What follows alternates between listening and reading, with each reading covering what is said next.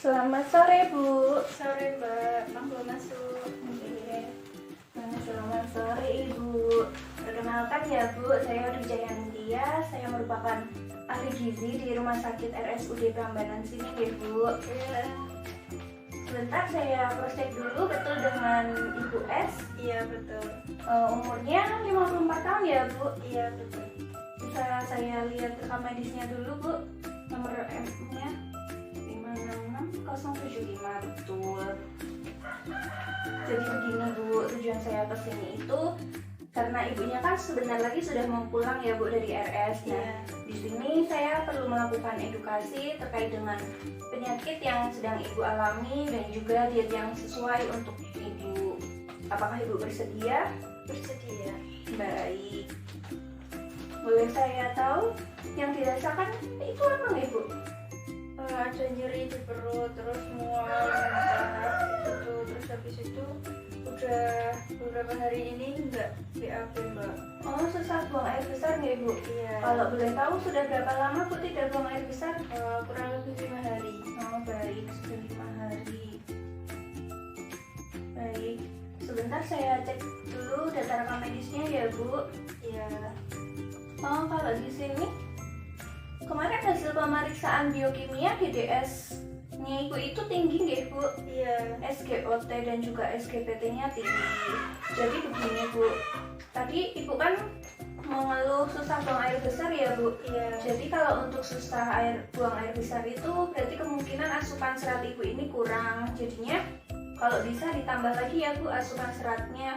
Iya. Asupan serat itu banyak di buah dan juga sayur. Untuk sayur seperti sayur hijau, bayam, kangkung, begitu ya Bu. Dan untuk buah nanti bisa semangka, melon, dan juga pepaya. Nanti dimakan ya Bu untuk tambahan sumber serat agar pencernaannya lancar dan Ibu tidak konstipasi lagi. Iya.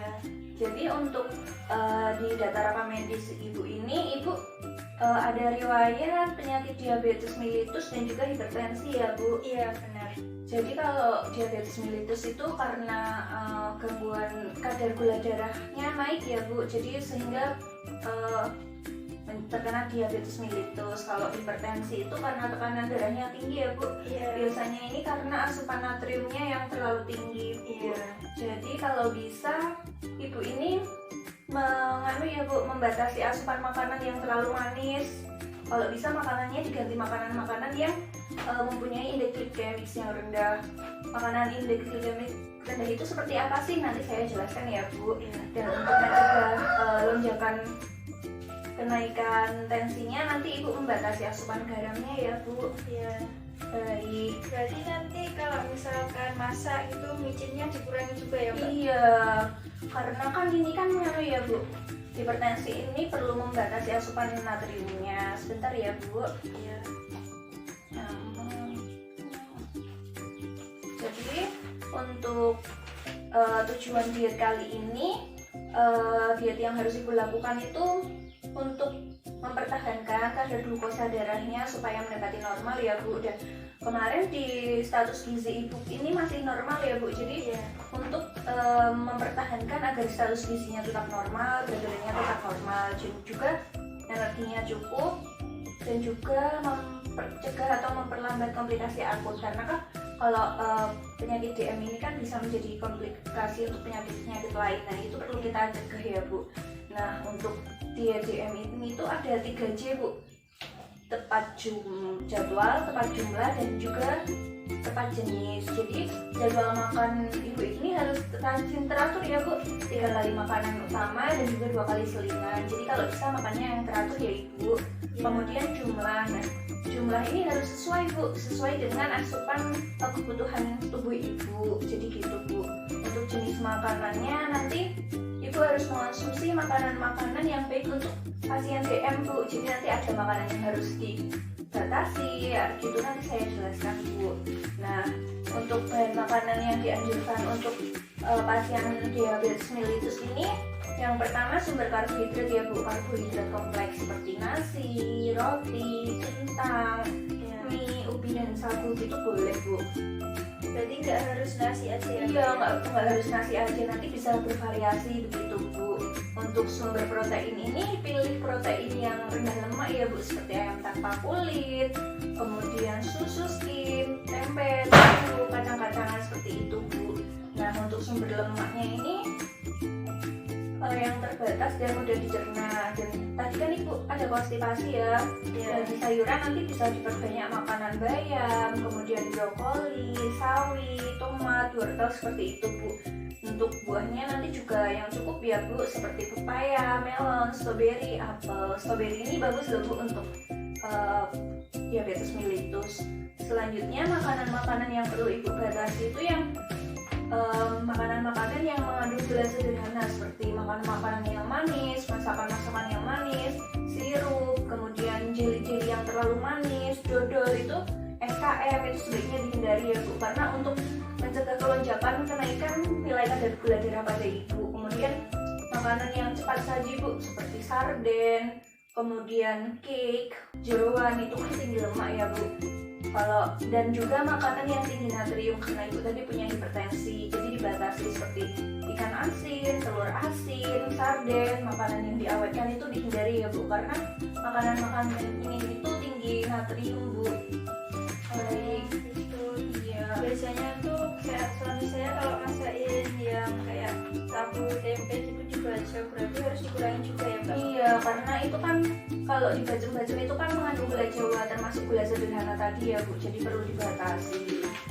Kemudian saya akan memberikan petunjuk-petunjuk sehat ya kepada Ibu. Yang pertama tadi Ibu harus membatasi asupan gula berlebih, garam dan lemak berlebih. Kemudian Ibu harus menjaga agar berat badannya tetap normal dengan cara makan sesuai dengan jumlah yang sudah saya tentukan nanti Bu. Kemudian jangan lupa olahraga secara teratur ya Bu. Istirahatnya yang cukup 8 jam sehari. Kemudian jangan terlalu stres ya Bu. Kita harus mengolah stres kita karena stres itu sumber penyakit Ibu. Baik, dan juga jangan lupa cuci tangan ya Bu. Baik. Jadi gimana Bu? Tadi penjelasan yang sudah saya berikan apakah bisa dipahami? Ya bisa Mbak. Bisa dimengerti ya Bu? Baik, kalau gitu saya mau tanya sedikit dong Bu.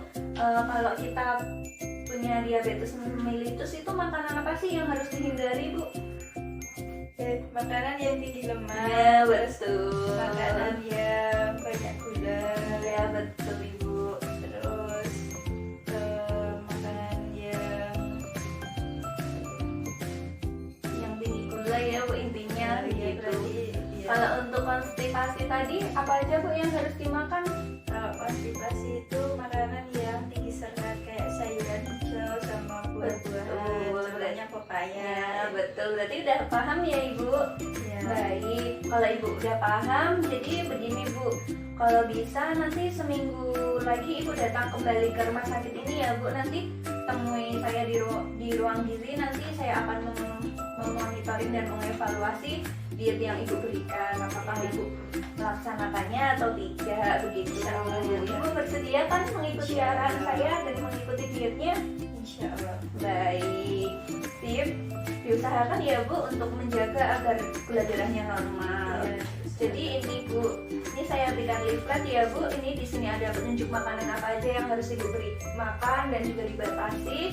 Kemudian ini ada daftar makanan penukar. Nanti kalau Ibu bingung aku mau makan apa ya hari ini, bosen makan ayam, oh nanti bisa diganti dengan ini. Nanti ada gram-gramnya dan juga besar jumlahnya. Nanti Ibu bisa pilih-pilih ya. Jadi gitu aja ya Bu. Ada yang mau ditanyakan lagi? Oh baik, kalau cukup saya cukupkan konseling kita kali ini. Terima kasih ya Bu sudah kooperatif dan mau mendengarkan petunjuk arahan saya. Ya sama-sama Mbak, makasih juga. Iya, selamat sore Ibu, cepat sembuh ya.